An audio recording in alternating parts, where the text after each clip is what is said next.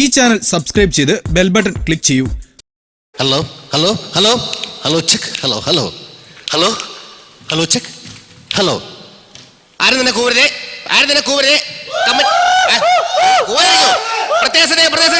നിങ്ങൾ ആകാംക്ഷപൂർവ്വം കൂവലിട്ട് നീ കുറെ നേരമുണ്ട് കൂവാണ്ടിരിക്കും. നിങ്ങൾ ആകാംക്ഷപൂർവ്വം കാത്തിരിക്കുന്ന നിങ്ങളുടെ പ്രിയപ്പെട്ട കാതികൻ ഇവിടെ എത്തിച്ചേർന്നിട്ടുണ്ട്.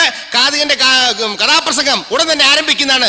സുപ്രസിദ്ധനായ നമ്മുടെ കാതികൻ കെടാമംഗലം ശരവണൻ അവതരിപ്പിക്കുന്ന കഥാപ്രസംഗം ഉടൻ തന്നെ ഈ വേദിയിൽ ഉടൻ തന്നെ തുടങ്ങുന്നതാണ്. കൂവല്ലേ സുഹൃത്തുക്കളെ, അതിനു മുമ്പായിട്ട് നിങ്ങളുടെ എല്ലാം ആകാംക്ഷ പ്രിയനായ നിങ്ങളുടെ നാട്ടുകാരനായ എക്സ് മിലിറ്ററി രവിചേട്ടൻ 2 വാക്ക് സംസാരിക്കുന്നതിന് വേണ്ടി ഈ വേദിയിലേക്ക് ഞാൻ ക്ഷണിച്ചുകൊള്ളുകയാണ്. അദ്ദേഹം 2 വാക്ക് സംസാരിച്ച ശേഷം ഇവിടെ നമ്മുടെ കഥാപ്രസംഗം ആരംഭിക്കുന്നതാണ്. ഇതാ രവിചേട്ടൻ എത്തിക്കഴിഞ്ഞു. നിങ്ങൾക്ക് എല്ലാവർക്കും അറിയാം എക്സ് മിലിറ്ററി രവിചേട്ടൻ. 2 വാക്ക്.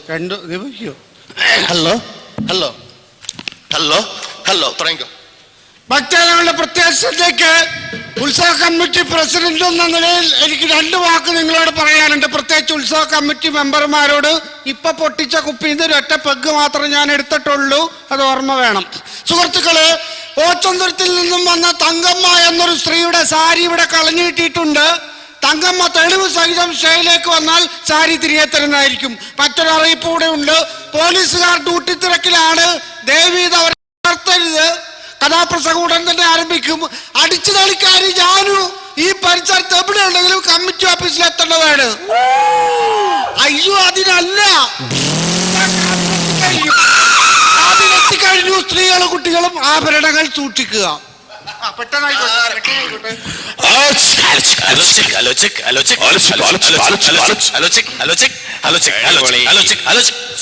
ആലോചിച്ച് നോക്കിയിട്ടാണ് പരിപാടി ഇവിടെ ബുക്ക് ചെയ്തത്. എന്റെ പൊന്നു ചേട്ടാ, മൈക്ക് ചെക്ക് ചെയ്തോണ്ടിരിക്കുകയാണ്. ഹലോ ചെക്ക് എന്ന് പറഞ്ഞു. ആയിക്കോട്ടെ, ചെക്ക് ചെയ്തോ. മുട്ടണ്ട, എർത്ത് ഷോക്ക് അടിക്കും. അത് ഞാൻ ഉത്സവ committee president ex military Ravi എന്ന് പറയും. അത് ഈ 5 പവന്റെ മാല കണ്ടപ്പോ മനസ്സിലായി. അരിഞ്ഞാണം കാണുന്നു. വെറുതെ തമാശ പറഞ്ഞാണ് ചേട്ടാ. വേണ്ട, അപ്പൊ കഥാപ്രസംഗ പരിപാടി ചേട്ടാ, ഞങ്ങള് ചായ കാപ്പി സോഡാക്കി റെഡി അല്ലേ? എല്ലാം റെഡിയാണ്, എല്ലാം റെഡിയാണ്. പെട്ടെന്ന് കഥ ഉള്ളൂ. ആശാൻ ഇപ്പൊ വരും. എവിടെ ആശാൻ വരണ്ട, റെഡി ആയിക്കോട്ടാ. കഴിഞ്ഞോണത്തെ കാശ് കിട്ടിയിട്ടില്ല.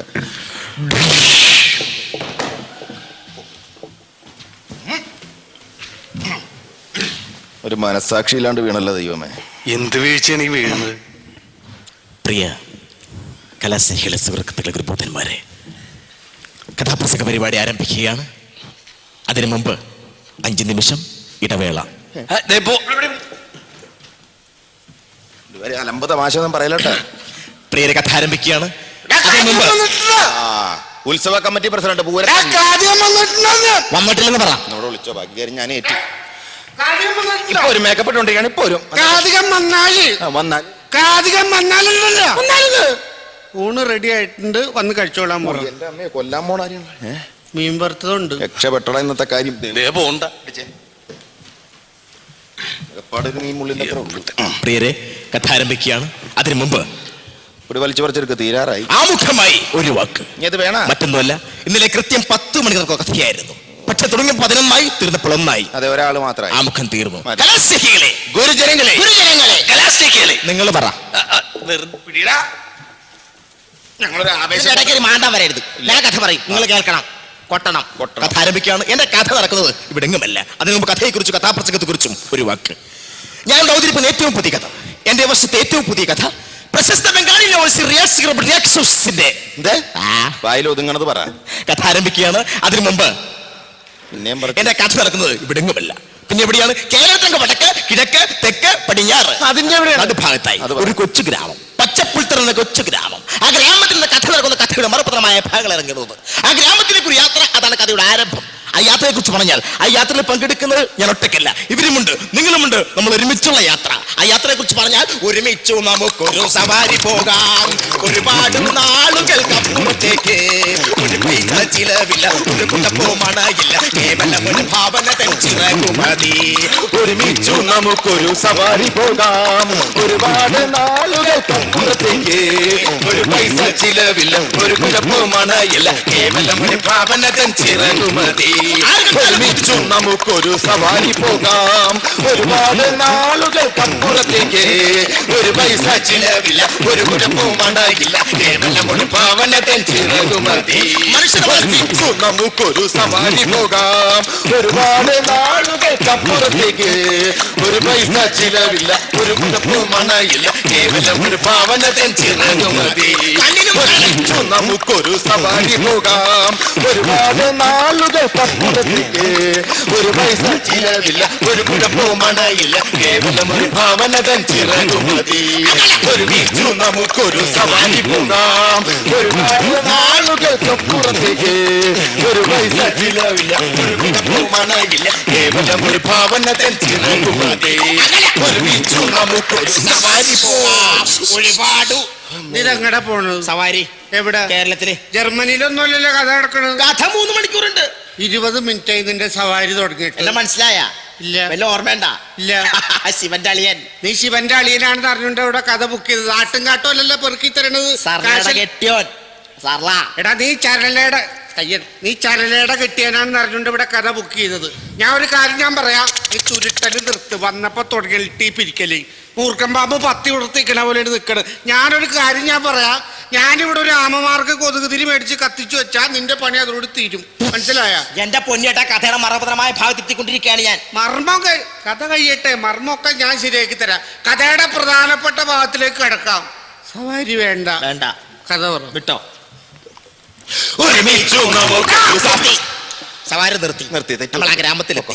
ആ ഗ്രാമത്തിന്റെ ഗ്രാമമൊക്കെ ആസ്വദിച്ചു കൊണ്ടിരിക്കുമ്പോൾ നമ്മുടെ മനസ്സിനും കണ്ണിനും മനോഹരമായ ഒരു കാഴ്ച നമുക്ക് ഇവിടെ കാണാൻ സാധിക്കും. എന്താണെന്നല്ലേ? അങ്ങോട്ട് നോക്കോ.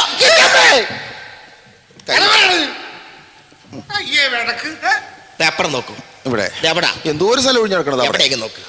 അവിടെ ആ കട്ടയുടെ തീരത്ത് ആ പച്ചപ്പുൽത്തകളിൽ ആ പൂമരത്ത് തലത്ത് 2 യുവാക്കൾ സംസാരിച്ചു കൊണ്ടിരിക്കുന്നു. ആരൊക്കെയാണ്? ഒന്ന് രമണൻ, മറ്റൊന്ന് രമണി. നിന്റെ അച്ഛൻ മദനൻ. രമണന്റെ സുഹൃത്തും ചങ്ങാതി സഹോദരമായ രമണൻ, മദനൻ. അവർ സുഹൃത്തുക്കളുടെ ചങ്ങാതിയുടെ സഹോദരങ്ങളാണ്. അവരുടെ ജോലി എന്താണ്? ആട് മേയ്ക്കലാണ്. ദിവസവും ആടുകളെ കൊണ്ട് കാട്ടിലേക്ക് പോകും. നിർത്ത്. എങ്ങനെയുണ്ട്? എന്റെ നെഞ്ചത്ത് വെക്ക്. മതിയാ തമാശ പറയാൻ പറ്റും. ദുഷ്ടം പറയാ. വൃത്തിയായിട്ട് ആടിന് തീറ്റ കൊടുക്കണം. വേട്ടക്ക് പോയതല്ല.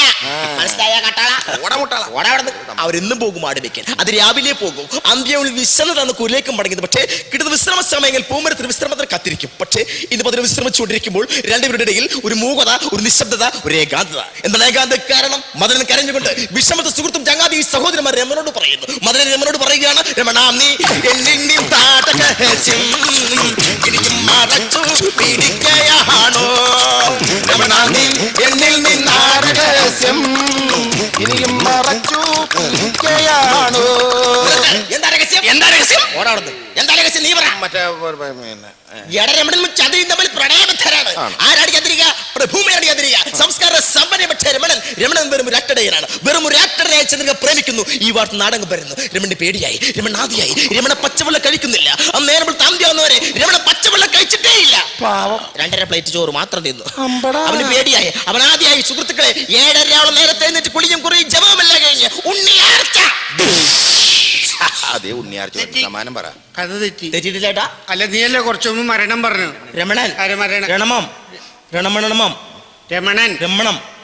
രമണൻ നീ ചുരുട്ടല് പണ്ടാറടക്കാൻ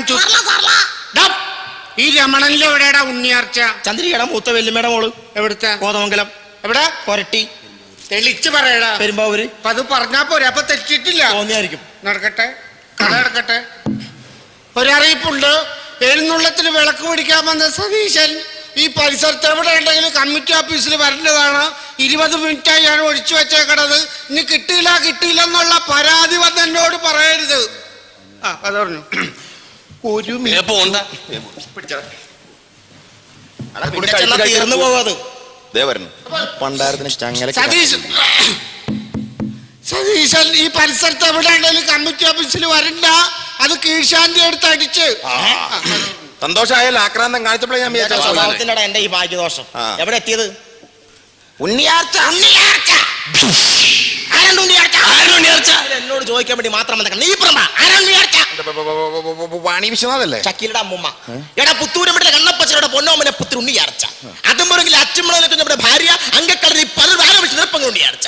അവളുടെ സൗന്ദര്യം അതിമനോഹരം വർണ്ണിച്ചാൽ വണ്ടെണ്ണ മഞ്ഞോട്ടിൽ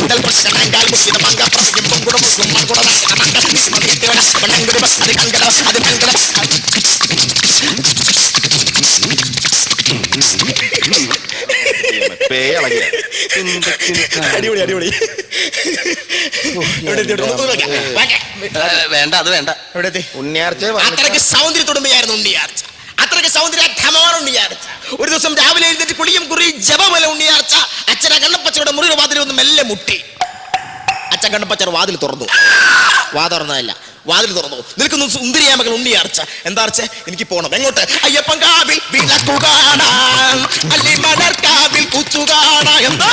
അയ്യപ്പൻ കാവിൽ വിളക്കു കാണാൻ, അല്ലിമലർക്കാവിൽ കുച്ചു കാണാൻ. പോകരുത്. പക്ഷെ ഉണ്ണിയാർച്ച പോകാൻ തീരുമാനിച്ചു. ഒടുവിൽ അച്ഛൻ കണ്ണപ്പച്ച സ്വന്തം മകളായ ഉണ്ണിയാർച്ചയുടെ മുന്നിൽ നിന്നുകൊണ്ട് പൊട്ടിക്കരഞ്ഞുകൊണ്ട് പറയുകയാണ്,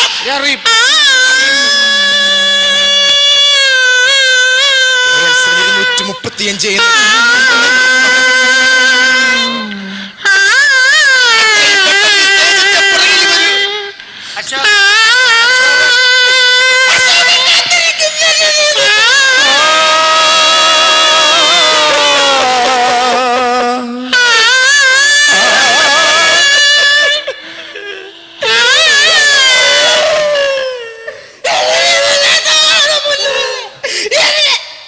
അശോകൻ ചത്തതല്ല, നിന്റെ പരിപാടി കണ്ടിട്ട് വീട്ടിൽ പോകാൻ ഡ്രൈവറോട് വണ്ടിയും കൊണ്ട് വരാൻ പറഞ്ഞതാണ്. മനസ്സിലായ?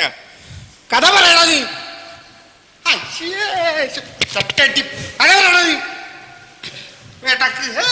അതെ, ആരാണ് അശോകൻ? അവന്റെ തന്തേ. എവിടെ എത്തിയത്? നാദാപുരം. നാദാപുര തോട്ടു കൊച്ചങ്ങാടി മപ്പിളപ്പണപ്പുള്ള മപ്പിളമാ. നാദാപുരത്തോരു കൊച്ചങ്ങാടി മപ്പിളപ്പണപ്പുള്ള മപ്പിളമാ. ഉണ്ണിയാർച്ച പോയ ശേഷം ഉണ്ണിയാർച്ച കുറിച്ച് അറിവുമില്ല. ഉണ്ണിയാർച്ച എവിടെയാന്ന് അറിയില്ല. പക്ഷേ 10 മാസത്തിന് തിരിച്ചു വന്നു. തിരിച്ചുണ്ണിയാർച്ചക്ക് എന്താണ്? ഒരു ചോരക്കുഞ്ഞ്, ഒരു ഓമനക്കുഞ്ഞ്. ആ കുഞ്ഞാരാണ് കാരണം.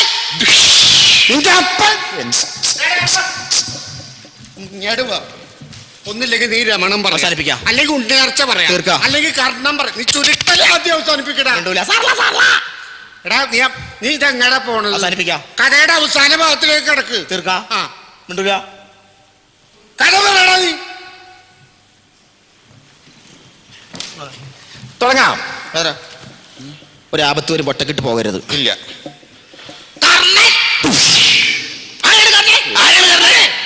എന്ത് ചോദിച്ചാലും ഇങ്ങോട്ട് ചോദ്യം. ഭീമന്റെ അളിയനല്ലേ? നിന്റെ അച്ഛന്റെ അനിയൻ.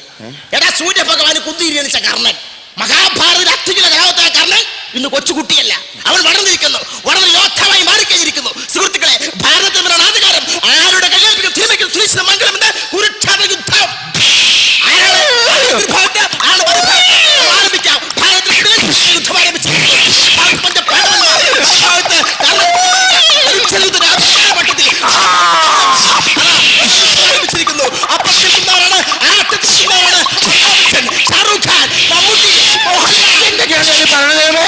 അറിയാൻ പാടില്ല. ഞാൻ ആരംഭിച്ചിട്ടുണ്ട്. പക്ഷെ ആർക്കുമൊക്കെ 1 വെച്ച് 2 കാലിക്കളിക്കുമ്പോൾ ആകാശത്തെ ഒരു പൊടിപടലങ്ങൾ അധികാക്ഷികളും അതിനിഷ്ടപ്പെട്ട കമ്പനം വിളിച്ചു. ഈ സമയത്ത് കൃഷ്ണൻ പറഞ്ഞു, അർജുന നോക്കൂ, കർണേകനാണ്. കർണ സഹായത്തിന് ആരുമില്ല. തൊടുക്കോസ്ത്രം ശരിയാണ്. അർജുനൻ നോക്കി, കർണേകനാണ്. കർണൻ ഒറ്റക്കാണ്. സ്വന്തം അസ്ത്രം എടുത്തു. കർണന്റെ വെരിമാറി പിടിച്ചൊരു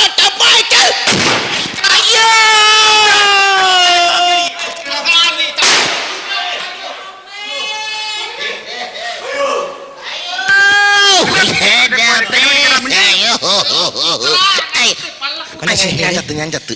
കർണന്റെ കരച്ചിലാണോ കേട്ടത്?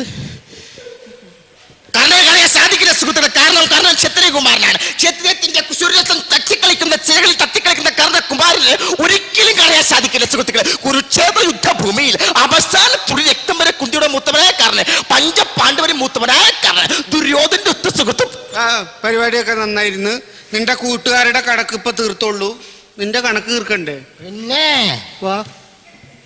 പ്രിയരെ, അല്പസമയം ഇടവേളയാണ്. ഇടവേളയ്ക്ക് ശേഷം എൻ്റെ കഥയുടെ മരണപ്രധാനമായ ഭാഗം ഈ വേദിയിൽ ഇറങ്ങിയേറും. അതുവരെ എനിക്കും നിങ്ങൾക്കും ഇടവേള. ഞാൻ വിശ്രമത്തിലേക്ക് പോകുന്നു. തിരിച്ചു വരെ കാത്തിരിക്കൂ. ഒറ്റ നിമിഷം.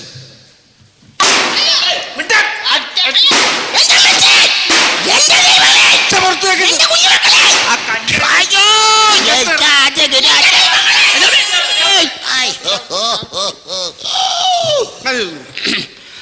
ഒരു പ്രത്യേക അറിയിപ്പുണ്ട്. ഖാദികന്റെ ഡ്രൈവർ ഈ പരിസരത്ത് എവിടെ ഉണ്ടെങ്കിലും വണ്ടി